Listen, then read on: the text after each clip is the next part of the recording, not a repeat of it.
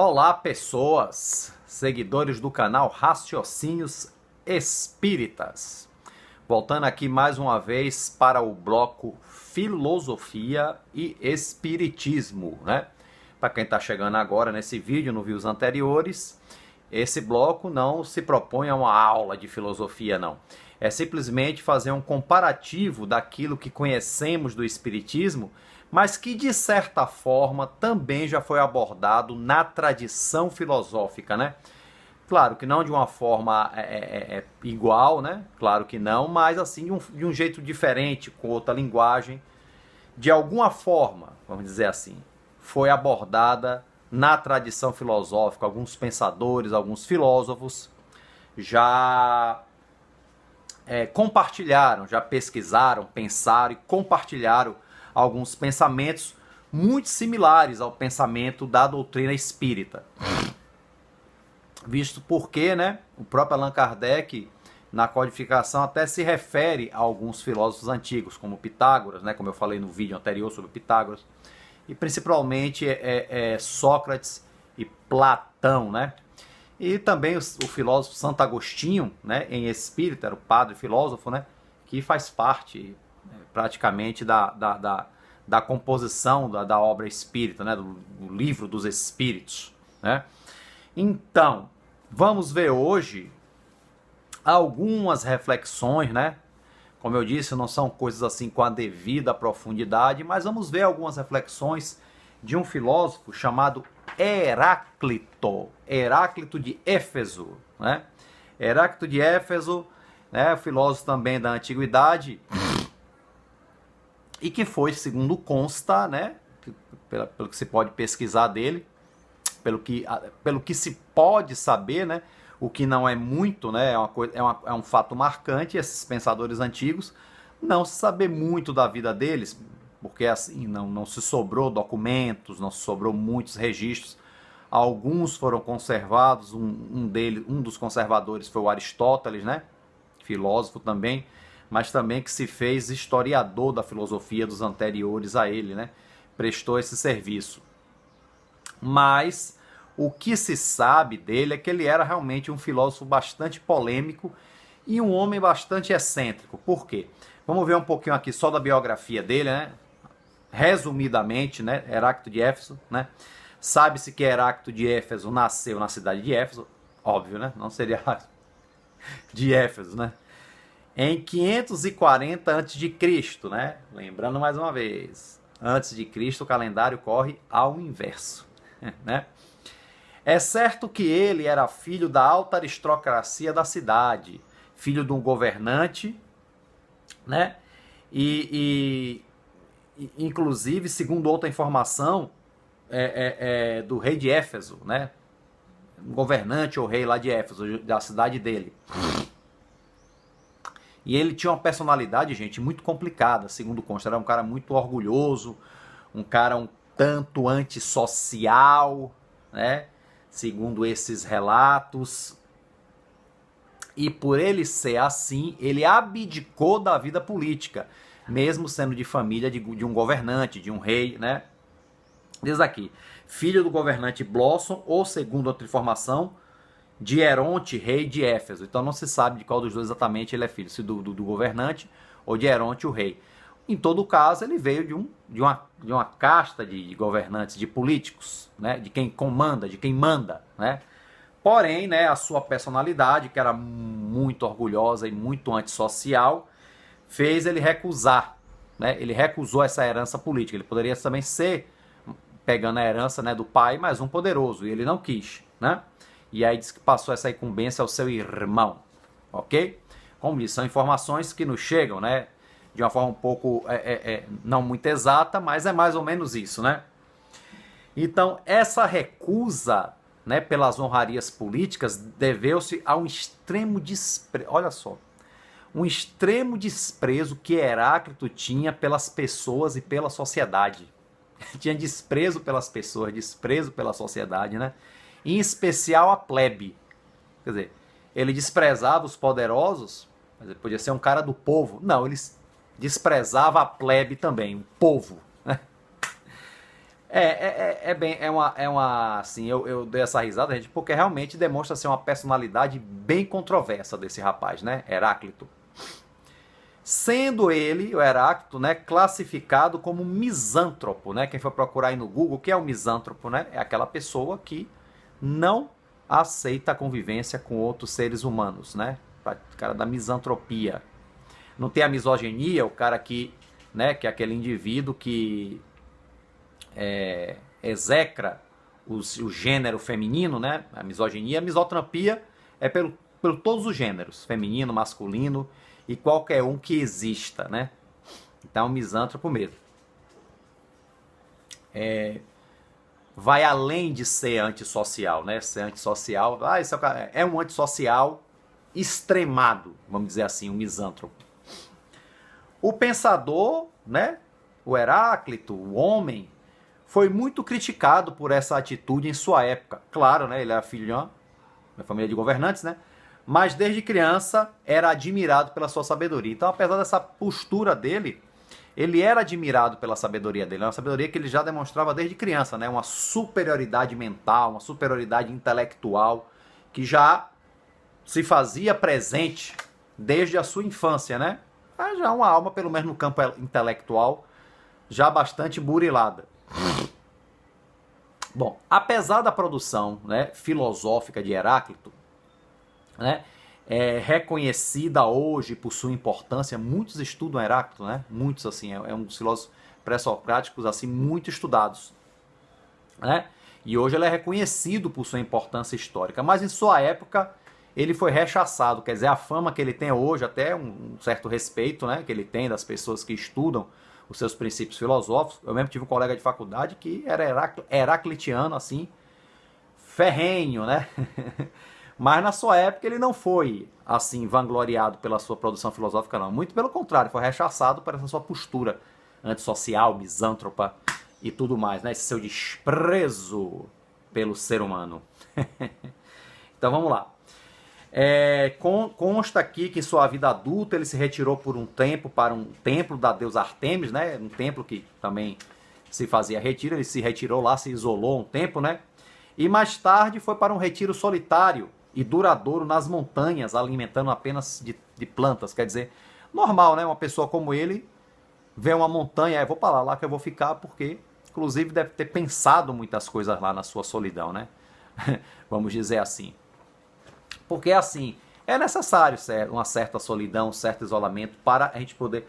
A reflexão filosófica se faz mister nesse aspecto. Precisamos sim de um recolhimento, né, para produzir. Mas não necessariamente se apartar da sociedade. Muitas vezes esse recolhimento só precisa ser temporário, né? Eu lembro aqui que o René Descartes, ele se recolheu à sua casa durante um bom tempo, né? Ele fez toda a sua produção filosófica em 3 anos, segundo consta, né? Então foi o tempo que ele se isolou para produzir, né? Aí é normal, você vê até escritores comuns, quando estão escrevendo um livro, se isolam também, né? É natural. Agora Heráclito foi longe demais, vamos dizer assim. Bom, as principais ideias de Heráclito, né? Vamos ver aqui que é o mais importante, né? Ele inaugura uma maneira de pensar sobre o surgimento do universo, né, diferente dos outros. Veja que, né, que a gente viu Tales de Mileto, ele diz que tudo provém da água. O seu discípulo criou a teoria do apeiron, né, que é muito parecido com o nosso fluido cósmico universal. Um discípulo do seu discípulo criou a teoria de que é o ar, que é o princípio de tudo, por ele estar em tudo, por ele ter o princípio da vida, o oxigênio, essa coisa toda, né? Heráclito, ele não afirma, ele chega a ventilar da possibilidade de não ser nem água, nem ar, ser o fogo, né? Ele chega a ventilar essa possibilidade, ele não advoga, né? Pela própria composição e alcance do fogo. Aqui, ó. Heráclito inaugura a maneira de pensar, de pensar o surgimento do universo diferente da que faziam os jônicos e pitagóricos, quer dizer, a escola jônica e a escola pitagórica também, né? Pitágoras eram os números, tudo, a origem de tudo eram os números, então Heráclito vai ser bem diferente da escola jônica e dos pitagóricos. A escola jônica é muito similar também às ideias pitagóricas, né? Tales de Mileto e tudo mais. Pois enquanto eles apresentavam uma unidade material como elemento originário de tudo, Pitágoras não acreditava que havia um elemento original, né? Como a água, o fogo, a Peiron. Nós, espíritas, né? O fluido cósmico, universal, né? O fluido universal. Só que a gente não sabe bem o que é isso, né? A gente sabe isso enquanto conceito, né? Mas como será? Será que é um elemento mesmo? É um elemento, né? A gente não tem nem como pensar isso aí. Se a gente for pensar, a gente vai endoidar. Mas em tese, vamos dizer, para simplificar, acreditamos nesse elemento original, que é o que nos informa os espíritos em O Livro dos Espíritos, né? Mas o Heráclito não acreditava nessa unidade, né? Então ele confrontava, um dos filósofos que ele confrontou intelectualmente na época foi o Parmênides, né? Que trabalhava com essa questão da unidade, né? Da escola dos Eleatas, né? Que ficava na cidade de Eleia, né? Da qual fazia parte Zenão também, o famoso Zenão de Eleia, né? Que além de filósofo também foi um grande atuante político na Grécia, chegando a ser até executado, né? Por confrontar os poderosos políticos, né? Mas é interessante, né? São ideias, gente, que vão brotando, né, desses pensadores e que, na verdade, cada um tem uma visão e é natural o confronto intelectual, o confronto filosófico, né? É o confronto de ideias, na verdade, né? Ninguém brigava, pelo menos eu acho, ninguém brigava na porrada, não. Era só o confronto de ideias mesmo, né? Bem, então, continuando. Então, Heráclito depositou sua especulação em um elemento, o fogo. Ele só especulou, mas não parou nisso aí. Por sua capacidade de movimentar, agitar e transformar as coisas. Ok. Destruir também, né, Heráclito? O fogo também depende do fogo controlado. Ele é bom, né? O fogo, a vela que ilumina, a lareira que aquece, o fogão que cozinha, mas o fogo descontrolado é mortal também, né? Vamos lá. Bom, segundo Heráclito, gente, tudo, o mundo e a natureza estão em constante movimento, realmente, né? Tudo está em constante movimento. Tudo muda o tempo todo e o fluxo perpétuo, quer dizer, um fluxo constante, eterno, perpétuo, né? Chamado movimento constante, é a principal característica da natureza. Então, assim, Heráclito acredita que tudo está sempre mudando, a natureza está e o universo está em eterna mutação. Realmente ele não errou aí não, pelo menos nas concepções que eu acredito, né? Ele não errou aí não, né? Talvez assim, talvez alguns pontos de Heráclito realmente aqui ficaram um pouco contraditórios, vamos dizer assim. Inclusive tem uma frase atribuída a Heráclito que é o tudo flui, né? As pessoas até brincam, ó o filósofo do tudo flui, quer dizer, tudo está fluindo, né? Tudo está surgindo, tudo está sempre se transformando, tudo está sempre em mutação, né? Tudo flui, né? O eterno é o universo fluido, vamos dizer assim. Então acabou que essa frase ficou muito, tudo flui, essa expressão ficou muito associada a Heráclito. Por quê? Ele defende que não há unidade natural no mundo, como eu falei, né? Um elemento primitivo, mas duelos e dualidades constantes, quer dizer, os contrários sempre se confrontando, né? O mundo é o eterno devir. Olha, devir, gente, é uma expressão usada muito na filosofia, que demonstra as constantes mudanças que acontecem na vida, no universo, na natureza. É uma expressão muito usada pelos filósofos. O devir, né? O devir, o vir a ser, as transformações, né? E o Heráclito acredita que o mundo é um eterno devir.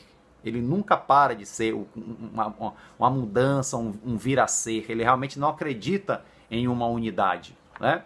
É outra frase muito associada a ele. O mundo é um eterno devir. Tudo flui e o mundo é um eterno devir. Então, querendo ele dizer que é uma constante mudança imprevisível, né? Não há como prever, segundo ele, e que caracteriza a natureza. Então, a natureza está em constante mudança e são mudanças imprevisíveis. Hoje a gente pode dizer que não, né? Hoje podemos prever uma tempestade, né? Mas assim, acho que mas aí prever uma tempestade, segundo esse conceito de Heráclito, é uma coisa superficial, né? Ele está falando de coisas mais profundas, né? Dos processos mais intricados da natureza, né? Não de coisas assim superficiais, né? Não algo que o sistema de meteorologia possa prever, apesar de não haver isso na época. Mas até que, por exemplo, o Tales de Mileto, como eu falei no primeiro vídeo, não previa um eclipse. Então os caras podiam prever coisas só usando a cachola, o raciocínio sem ter máquinas, né? Então, assim, Heráclito, ele despreza a noção de essência e defende que existe uma mutabilidade surgida de vários processos contínuos, ou continuados, o tempo todo, que resulta o que é o mundo. Então, é uma mutabilidade o tempo todo que vai resultando o que é o nosso mundo, né? A eterna mudança. Essa relação é composta pelo duelo dos contrários. É interessante, né? É uma mutabilidade, mas como se dá isso? Com os elementos contrários à natureza sempre se chocando, se duelando. E esse choque faz com que aconteça a nossa realidade. É que cria esse mundo em que nós vivemos, por esse choque dos opostos, né? Uma eterna dualidade, um duelo entre os contrários, né? E aí, desse duelo, geram-se novas características, novas coisas no universo. Então, por pensar assim, Heráclito é considerado o pai da dialética, né? Dialética, na verdade, é uma técnica de diálogo em que há o confronto de ideias, né? Para se chegar em um objetivo, né? Quem for ver, o Platão usa muita dialética no livro República, né? Que ele descreve ideias na boca de personagens, confrontando as suas próprias ideias, que é expressada por Sócrates, né? Então isso é dialética, né? É uma técnica que eu gosto muito na filosofia, né? Eu acho que é uma coisa que faz a gente ir e voltar, ver as coisas por ângulos diferentes, né? Sempre confrontando as ideias para ver qual das ideias são válidas. Então Heráclito é o pai da dialética por conta dele dizer que o universo é esse confronto entre os diferentes, né? E esse confronto gera o eterno devir, né? A eterna mudança, né? Tudo está sempre em movimento, tudo é sempre mutável, e é isso que forma o nosso mundo, né? É isso aí, gente. Por um lado parece simples, por outro parece bem complicado, né? Então vamos lá, eu botei aqui, ó, peraí. Eu já falei, mas eu vou ler o que eu botei porque aí sintetiza, né? Dialética é um método de diálogo cujo foco é a contraposição e contradição de ideias que levam a outras ideias. Então você tem o confronto de ideias, a contradição que leva a surgir ideias novas, né? Ou leva a gente ao ponto comum, né? O que a gente está querendo chegar, né? A tradução literal de dialética, né, significa caminho entre as ideias. Então, dialética é uma palavra grega que significa caminho entre as ideias, né? Então, assim, como eu falei anteriormente, né, o Heráclito contrapõe a metafísica do filósofo Parmênides de Eleia, né? Este dizia que a essência do ser é imutável, quer dizer, há uma essência, uma causa primeira no ser, no mundo, nas pessoas, tudo que é imutável, né, que não muda. E as mudanças só acontecem na superfície. Essas mudanças as quais nós enxergamos na natureza são mudanças superficiais, segundo Parmênides, né? Coisa que Heráclito vai confrontar frontalmente, né? Ninguém sabe se um dia eles se encontraram ou não, né? Mas ele vai confrontar dizendo que não, que as mudanças são na substância, né? Que não há uma unidade, não há uma essência. Então, basicamente, havia bem um confronto das ideias de Heráclito com as de Parmênides de Eleia, né? E a ideia de Parmênides também eram abraçadas por Zenão, né, que era da mesma escola. Ok? E assim, só para fazer um paralelo aqui das ideias de Heráclito com o que é trazida no Livro dos Espíritos, bom, o Espiritismo fala que há, né, uma unidade, um princípio material, né, o fluido universal, né? Porém, as ideias de Heráclito, mesmo negando algo assim, não fogem totalmente à realidade. Realmente, há um princípio, fluido universal, mas o nosso mundo vive, sim, em constantes mudanças, né? Tá aí a evolução. Tudo muda, tudo evolui, né? Vivemos, sim, um devir. Tanto um devir, né, material, né, na disposição dos mundos, da natureza, quanto um devir espiritual. Nós somos espíritos em evolução e estamos sempre em mudanças. Às vezes a gente estaciona por um tempo, né, ao nosso livre-arbítrio, mas logo a lei do progresso, né, que é uma lei da natureza, uma lei moral, está lá no Livro dos Espíritos, nos empurra a voltar à caminhada e esse devir continua, essa mudança para melhor, né, já que o espírito não evolui, mudar para melhor, né, para, como disse seu Gilvaldo, né, que é o presidente lá do Centelha Divina, aí diz para frente e para cima. A gente está sempre assim, para frente e para cima, né? Onde o espírito vai, né?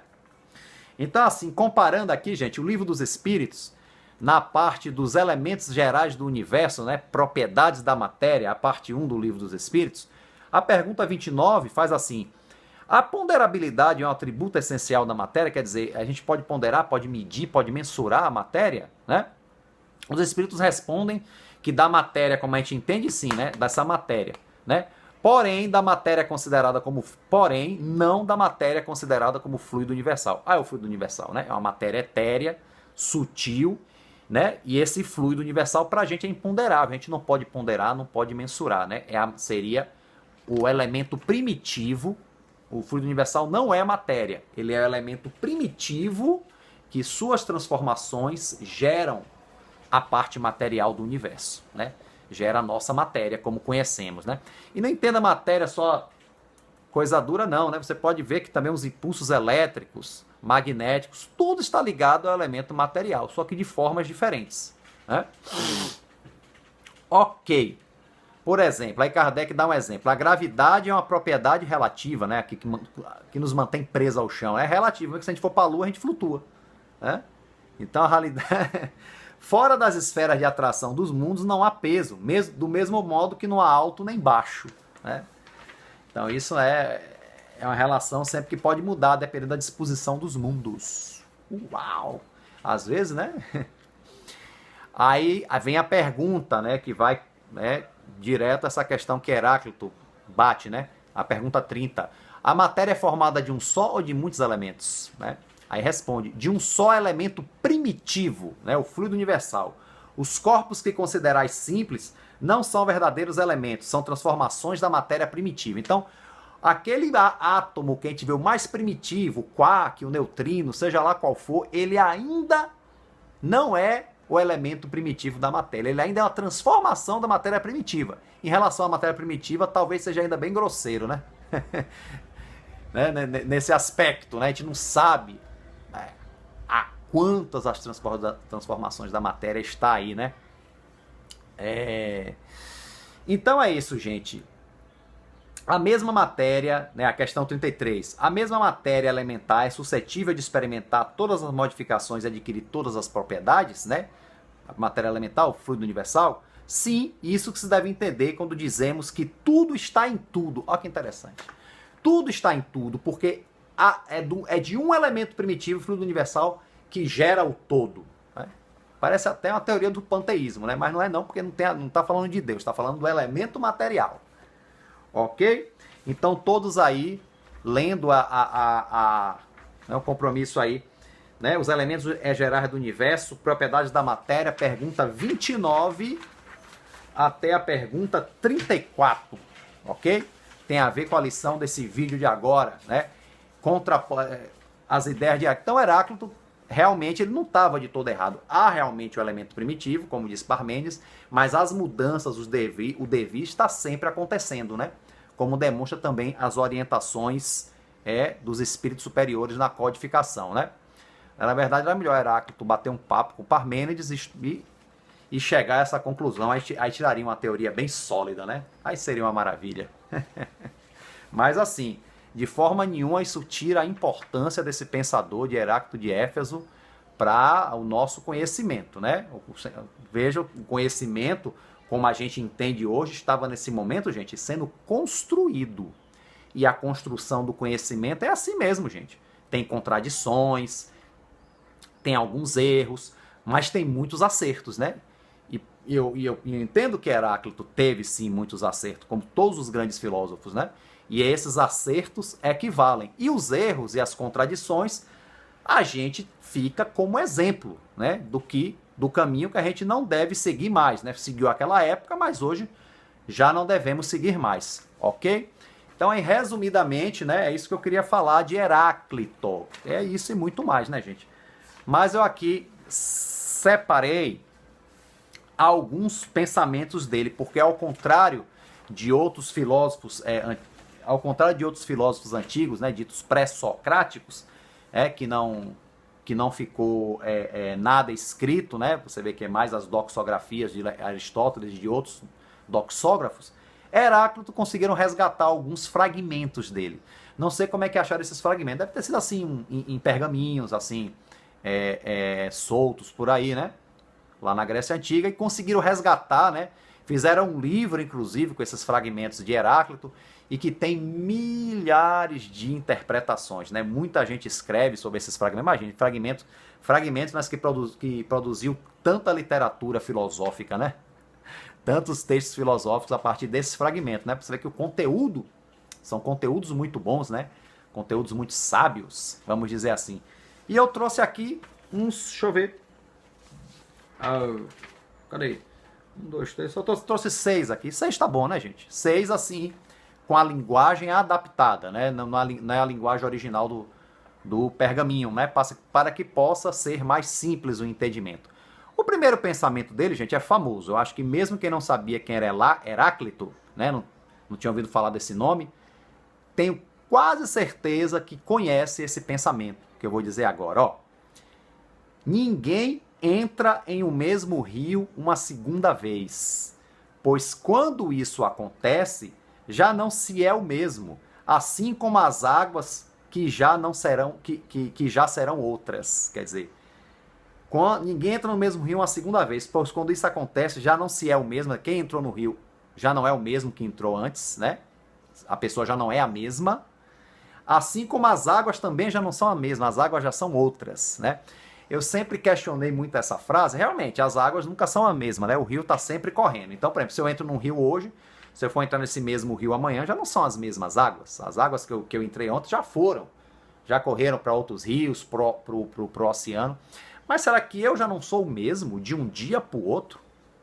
Bom, se for pensar que na parte física, sim, né? Talvez era o que Heráclito estava pensando mais. Já que o nosso corpo também é composto, né, de água, de elementos químicos e tudo mais, esses elementos se transformam diariamente. Então pode ser assim que a nossa composição interior do nosso corpo, de um dia para o outro, já não seja exatamente a mesma. Já pode ter mudado, né? Pode estar com substâncias a mais, substâncias a menos.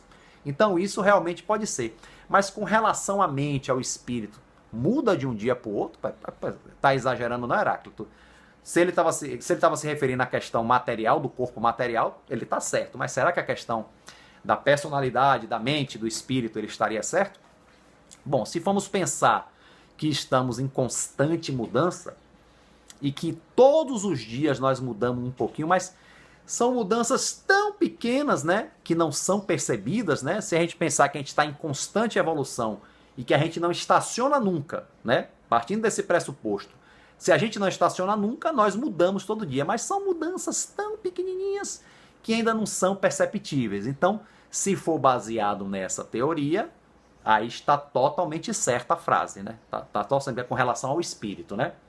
Mas aí não se sabe, né? Porque nos espíritos, na doutrina espírita fala que o espírito estaciona assim, né? Estaciona e estaciona na evolução, né? Nós às vezes ficamos estacionários, né? Então aí já tem uma contradição, né? Mas como é que será esse estacionamento nosso? Será que a gente estaciona 100%?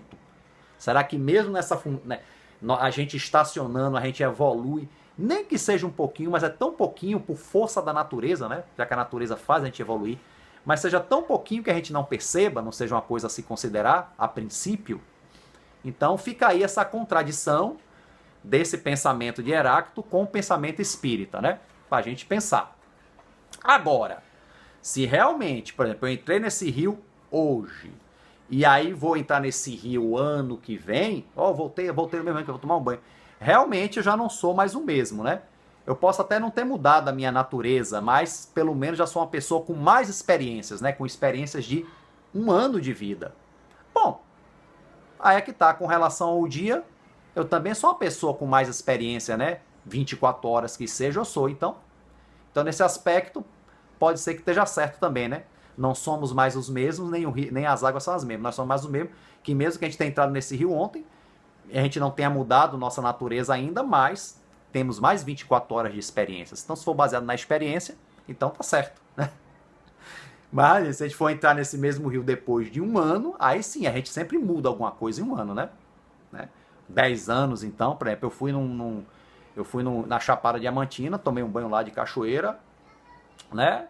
Aí 10 anos depois eu fui de novo, né? Tava com saudade. Já não era mais o mesmo de 10 anos atrás, né? Naquela cachoeira. Ok? Então é isso, né, gente? É coisa para pensar pra caramba, né? Bom, um segundo pensamento. Paremos de indagar o que o futuro nos reserva e recebamos como um presente o que quer que nos traga o dia de hoje. Ou seja, pare de se preocupar excessivamente com o futuro e viva a dádiva do momento presente. Isso aí é verdade. Isso aí o Espiritismo corrobora totalmente, né? Outra frase. Muito estudo não ensina compreensão. É verdade. Você pode estudar muito, pode, né, crescer muito intelectualmente, mas não necessariamente desenvolver uma compreensão exata das coisas, né?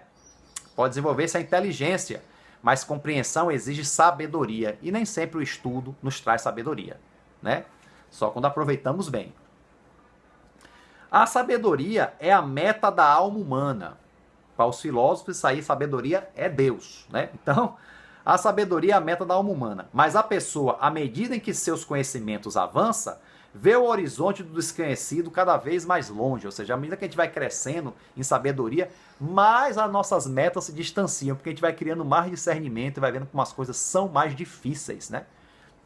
Tem sentido, né, esse negócio. Não acho que não tão radical assim, mas tem algum sentido, né? Até Friedrich Nietzsche, né, o filósofo Nietzsche alemão, ele fala que a vida fica mais dura quando estamos chegando perto do topo, né? Então, faz algum sentido, né? Que é verdade, porque a gente começa a ter discernimento mais das coisas, enxergar mais as coisas como elas são. Enxergamos as coisas boas, mas também enxergamos as outras que não são tão boas, que a gente, de repente, fechava os olhos, né? Não é isso? A guerra é a mãe e rainha de todas as coisas. Se alguns transforma em deuses, outro em homens. De alguns faz escravos, outros homens livres, né? Porque vivia-se muito em guerra na antiguidade, né? Então a guerra faz vitoriosos, mas também faz escravos, né? Traz glórias para quem vence, mas também traz muito sofrimento para quem perde. Então, por isso que ele diz que é a rainha de todas as coisas, né? Esperamos que não, né? Nesse contexto aqui, nessa análise, sim, mas acho que não, né? E por último, sabedoria consiste em falar e agir da verdade. Quer dizer, sabedoria é você falar e agir de acordo com a verdade, né? Senão não é sabedoria. Aprendizagem muito não ensina a compreensão. Isso ele já falou no outro, né? Tá sendo repetitório aqui, né? Todas as coisas vêm a seu tempo devido, quer dizer, para tudo há um tempo, né? A gente não deve ficar parado esperando, claro, a gente tem que sair para trás. Mas existe também certas coisas que, não, como a fruta, não pode cair do pé sem estar devidamente madura, né? O sol é novo a cada dia. Ó, muito bonito, né? Então é isso, gente. Terminamos aqui mais um vídeo, né? Muito bom, pensamento de Heráclito, um pensamento controverso. Ele, uma pessoa controversa, mas que deixou, né, essas lições aí pra gente na posteridade, que no século XX ainda está dando atenção, né? Isso demonstra que realmente, quando são coisas valorosas, a posteridade valoriza, né? Então, encerrando por aqui, até o próximo vídeo, Filosofia e Espiritismo, ok? Quem gostou, dá uma curtida aí, compartilha. Quem chegou não se inscreveu no Raciocínios Espíritas, se inscrevam e sigam as mídias do canal, o Twitter, o Instagram e o Facebook. Ok, gente? Um forte abraço a todos, fiquem com Deus e até o próximo.